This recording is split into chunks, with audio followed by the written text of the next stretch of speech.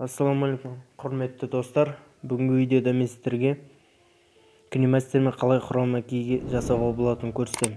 Ол үшін сіздер KineMasterді Play Market'тен скачать етіп алып, енді осылай кіріп тұрады. Кірсеңіздер, плюс дегенді басасыздар.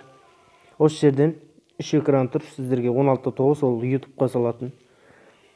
Және мультимедиа деп оң жағының жоғары жағында жазылып тұр, соны бассаңыздар, осы жерден өздеріңіз қалаған видеоны немесе суретті таңдап аласыздар. Мен осы бір суретті алдым. Және осы суретті бір бассаңыздар, соны созуға болады өзіңізге қалаған уақытқа.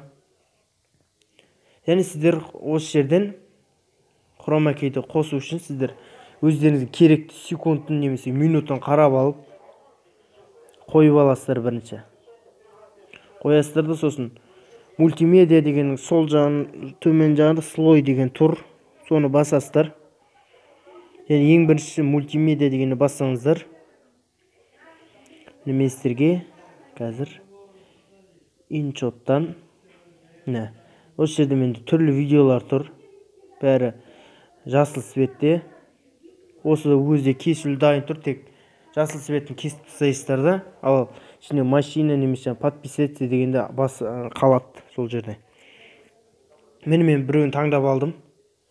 Және сіздер сәл жылжытып, подписаться дегенде өзіңізге қалаған жерге қойып аласыздар да, және кішірейтіп, үлкейтіп алып бір шетіне қоямыз. Қойдық, басасыздар. Қайтадан осыны бір рет бассаңыздар, төмен сүресі световой ключ деп жазылып тұр. Соны басасыздар. Выключить дегені бассаңыздар, өзіміне сізде артындағы жасыл свет жоғалады. Енді пайызын былай жылжытып өзіңізге жасыл свет көрінбейтіндей қойып аласыздар. Мен өз көрінбей қалды. Және шетіне птичканы бассаңыздар, сіздің өзі подписаться деген бөлімі дайын тұр. Мен сіздерге видеоны қосып көрсетейін. Міне.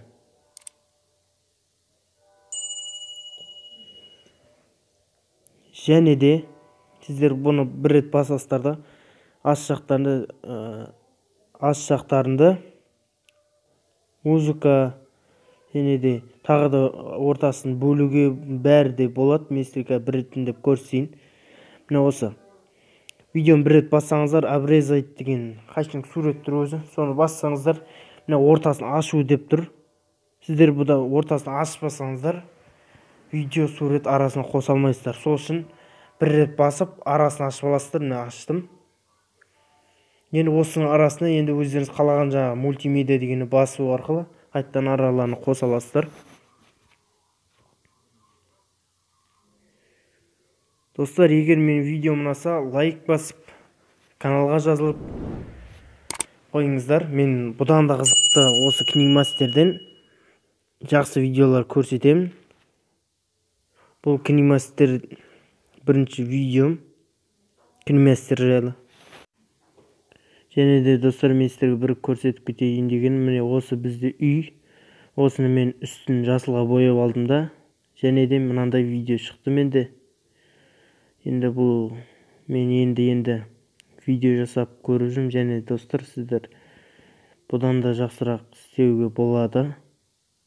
Осы видеоны көрсеңіздер, InShot'та басқа да программалармен қалай жұмыс істеу керек екенін көрсетемін. Және де сіздер байқаған боласыздар, видеоның төбе жағында ешқандай KineMaster деген жазу жоқ. Егер керек десеңіздер, мен бұны описаниесіне қалдырып кетемін. Өздеріңіз осыған кіріп, скачать етіп алсаңыздар болады. Онда достар, келесі видеода кездескенше